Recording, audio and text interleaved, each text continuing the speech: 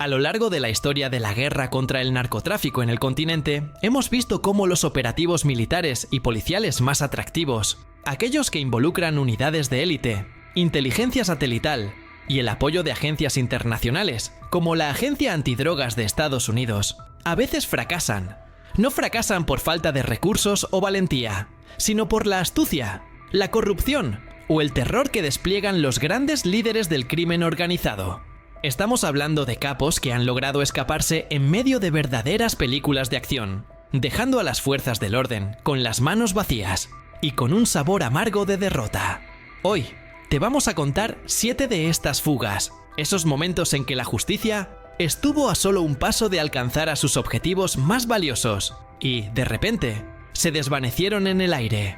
Estas historias revelan la capacidad de adaptación, la inmensa red de protección y los recursos ilimitados que posee el crimen organizado para mantenerse un paso adelante. Revelaremos las estrategias de distracción, los túneles cinematográficos y las fallas de inteligencia que permitieron a estos 7 hombres más peligrosos burlar operativos que costaron millones de dólares y que involucraron a cientos de elementos de las Fuerzas Armadas.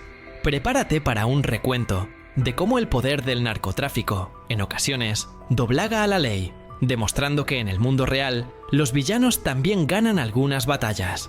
La primera historia es quizás la más famosa de todas.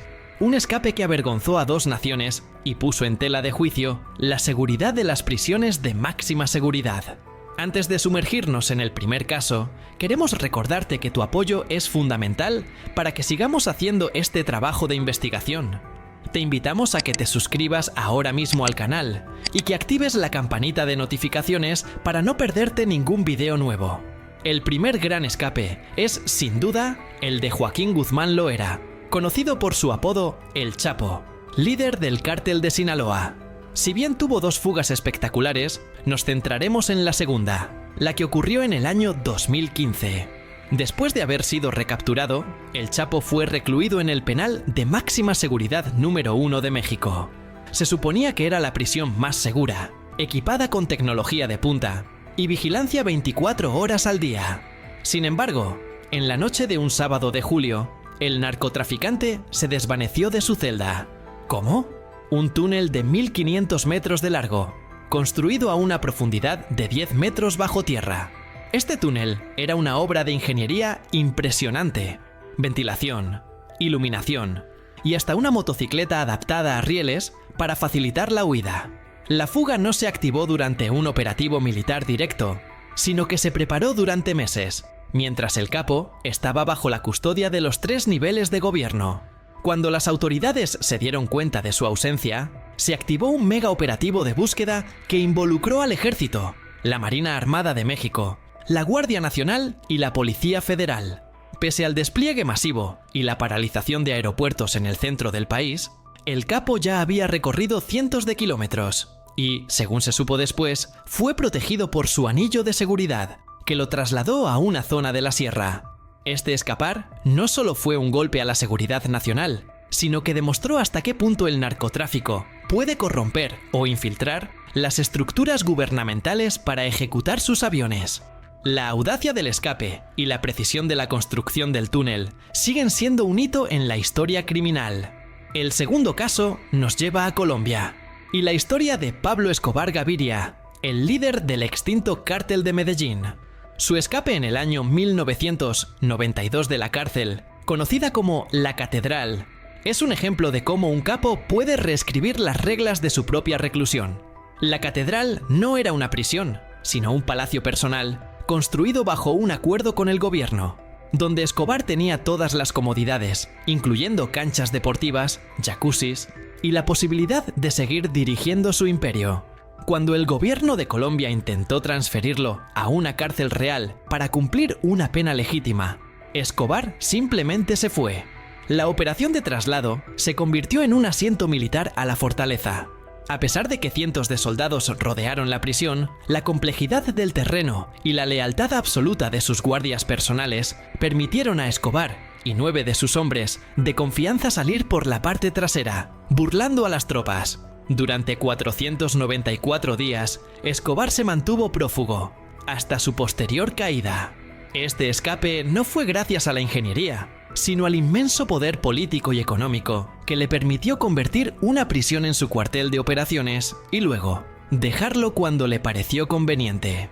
El tercer escape tiene como protagonista a Ovidio Guzmán López, hijo de El Chapo y miembro del actual Cártel de Sinaloa. Su fuga no fue de una cárcel, sino de un operativo de captura en el año 2019, un evento conocido mundialmente como el Culiacanazo. Las fuerzas de seguridad mexicanas, específicamente la Secretaría de la Defensa Nacional y la Guardia Nacional, localizaron y detuvieron a Ovidio en una casa de la ciudad de Culiacán. Sin embargo, lo que sucedió después fue un despliegue de terror sin precedentes. Los sicarios del cártel salieron a las calles por cientos, armados con fusiles de asalto y lanzagranadas, desatando una violencia total. Bloqueos, quema de vehículos y enfrentamientos directos contra las Fuerzas Armadas en el corazón de la ciudad. La prioridad del cártel era liberar a su líder a cualquier costo. Ante la amenaza de una masacre inminente y la posibilidad de que el caos se extienda, el gobierno mexicano tomó la controvertida decisión de ordenar la liberación de Ovidio para salvar la vida de ciudadanos y militares.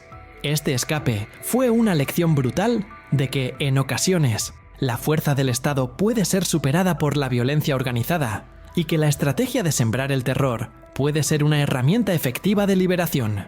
El cuarto caso es el de Héctor Palma Salazar, conocido como el Güero Palma, otro líder histórico del Cártel de Sinaloa. En el año 1995, el Güero se encontró prófugo de la justicia. Las autoridades tenían información precisa de que se trasladaba en un helicóptero. El ejército mexicano montó un operativo para interceptar la aeronave. Sin embargo, el helicóptero se estrelló antes de que pudiera alcanzarlo.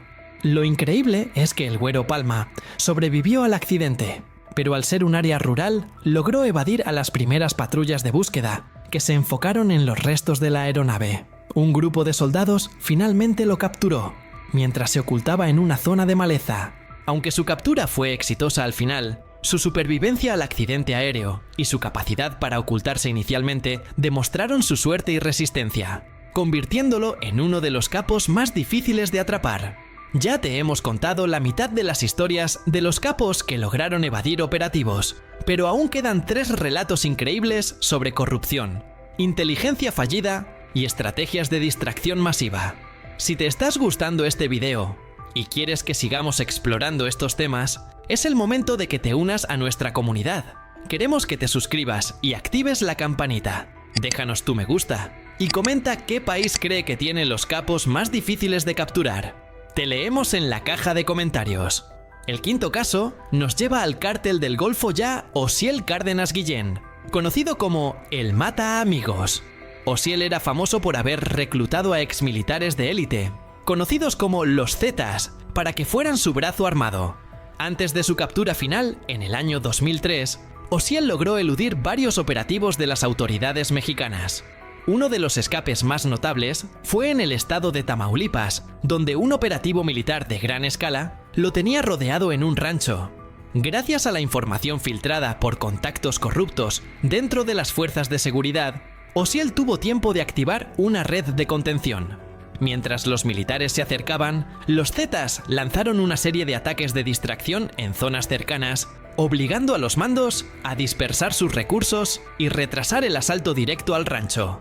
Esta táctica de guerra total en las calles permitió a Osiel escaparse por una ruta de escape previamente cavada en las propiedades aledañas. Su capacidad para usar a los Zetas como un escudo humano y un instrumento de caos masivo fue lo que le salvó la vida en ese momento. El sexto capo en nuestra lista es Amado Carrillo Fuentes, alias el Señor de los Cielos, líder del Cártel de Juárez. Su escape no fue exactamente de un operativo, sino de la justicia a través de una acción radical, una cirugía plástica y una liposucción para cambiar su apariencia.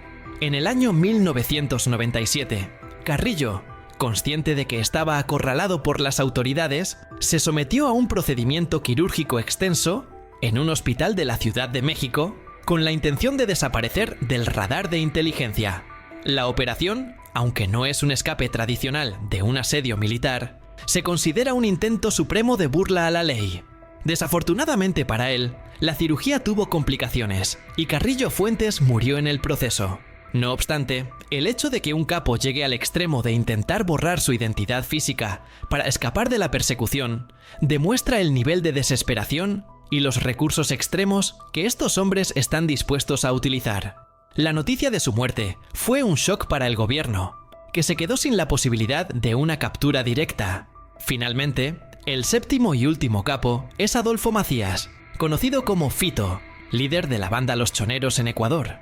Su fuga ocurrió a inicios del año 2024 de la Penitenciaría del Litoral en Guayaquil, una prisión supuestamente custodiada por el Ejército y la Policía Nacional de Ecuador.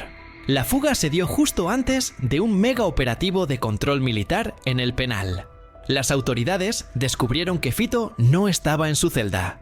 El misterio es que, a pesar de la presencia de cientos de militares en el perímetro, Fito logró desaparecer del complejo penitenciario, presuntamente ayudado por fallas de seguridad o, más probablemente, por una red de corrupción interna que le avisó con la antelación necesaria sobre la incursión militar.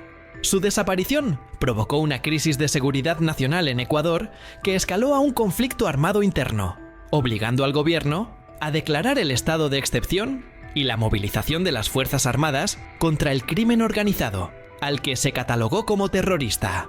Este escape, a diferencia de otros, activó una reacción estatal sin precedentes, demostrando el nivel de peligro que Fito representaba y la influencia que ejercía desde el interior de la prisión. Historias son un recordatorio constante de que la lucha contra el narcotráfico es una partida de ajedrez donde el enemigo es altamente adaptable y cuenta con recursos para desafiar a las instituciones más sólidas.